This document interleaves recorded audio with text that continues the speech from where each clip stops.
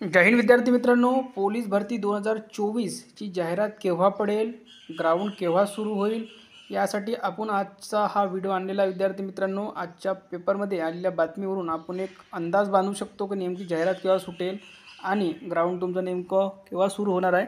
तर बघा काय म्हटलेलं आहे, पोलीस आयुक्त यांनी काय म्हटलेलं आहे आपण बघूया. त्याआधी सर्वांनी आपला व्हिडिओ लाईक करा, शेअर करा आणि चॅनलला सबस्क्राईब करा. आपण कालच्याच व्हिडिओमध्ये सांगितलेलं होतं की इथून पुढे सर्व काही अपडेट हे तुम्हाला महत्त्वाच्या असणार आहे आणि त्या नवीन आगामी येणाऱ्या भरतीसाठीच असणार आहे. तर पहा, आगामी भरती प्रक्रिया, ठीक आहे, पोलीस आयुक्तालयाकडून सध्या भरती प्रक्रिया राबवली जात आहे. सध्या म्हणजे कोणती, आपली जे 2022 आणि 23ची जी सुरू आहे त्याची साठी हे म्हणत आहे. पुढे त्यांनी नवीन भरतीबद्दल सुद्धा सांगितलेलं आहे.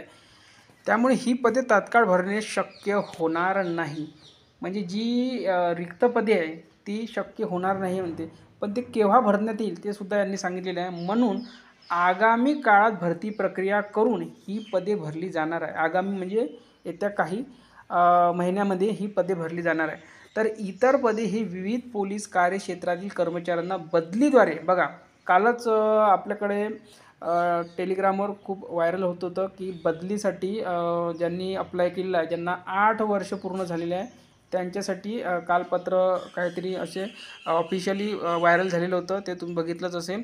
सामावून घेतले जाणार असल्याचे आयुक्तालयाकडून सांगण्यात आले. आता बघा, आंतरजिल्हा बदलीमुळे या जागा भरल्या जातील सध्या, पण कुठे ना कुठे ह्या रिक्त होणारच. उदाहरणार्थ तुम्ही मुंबई शहराहून बदली करत असेल पुणे शहरासाठी, तर मुंबई शहरच्या जागा या कमी होतीलच, म्हणजे तिथे भरती करावी लागणारच आहे. आणि पुणे शहरामधून जर तुम्ही छत्रपती संभाजीनगर ग्रामीणला जात असाल तर तिथे सुद्धा कमी होणारच आहे. म्हणजे कुठे ना कुठे संख्याबळ हे कमी होणारच आहे आणि कुठे ना कुठे भरती ही जास्त प्रमाणात होणारच आहे. त्यासाठीच आंतरजिल्हा बदली होत आहे. सुरुवातीला कोणतीही भरती निघण्याआधी आंतरजिल्हा बदल्या होतच असते. SRPFमधून आपण जिल्हा पोलीसला सुद्धा ट्रान्सफरसाठी बघत असतो.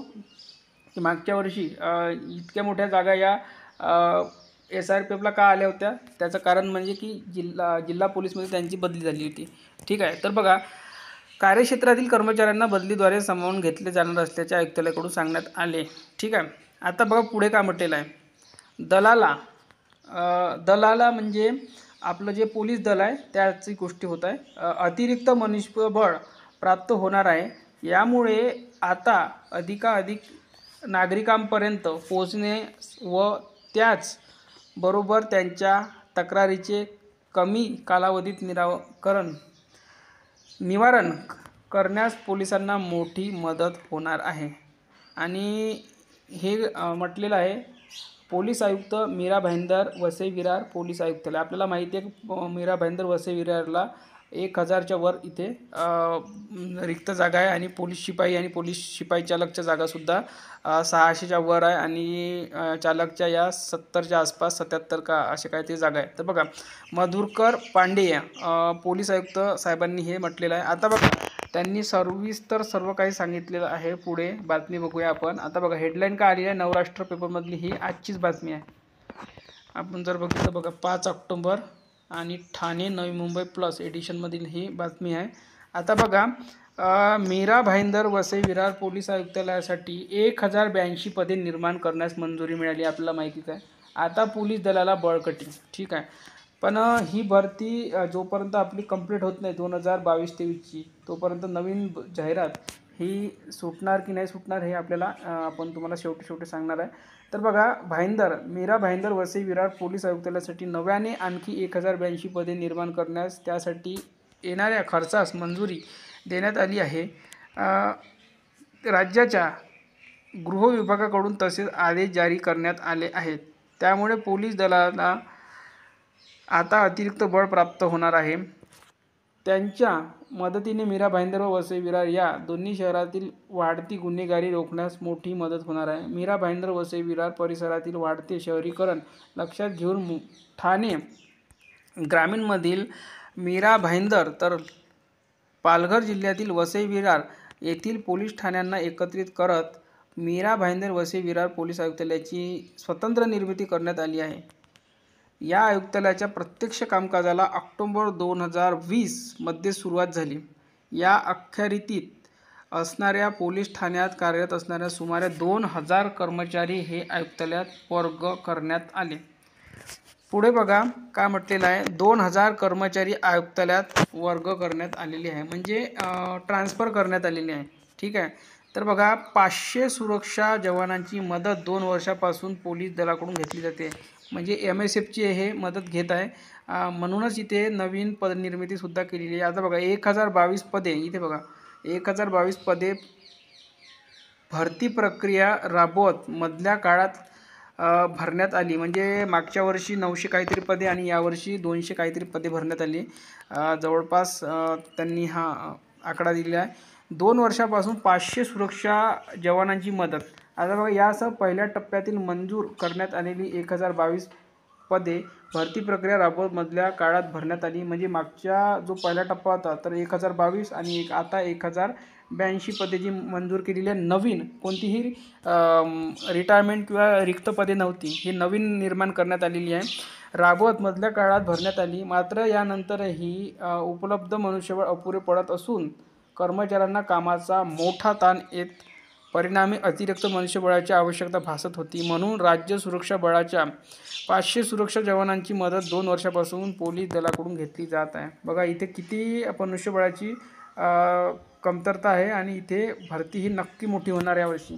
आगामी भरती प्रक्रियेत बघा आपण आताच बघितलं आगामी भरती प्रक्रियेमध्ये. आणि बघा गुन्ह्याचे वाढते प्रमाण. आयुक्तालयाच्या हद्दीत दर महिन्याला सरासरी 400 गुन्हे घडत असून, बघा 400 गुन्हे म्हणजे 400 तपास, आणि 400 तपास म्हणजे विद्यार्थी मित्रांनो जवळपास इथे PSI लेवलच्या अधिकाऱ्यांपासून तपास असतो कधी पण. तर इथे किती गरज आहे, हे प्रमाण वाढतच आहे.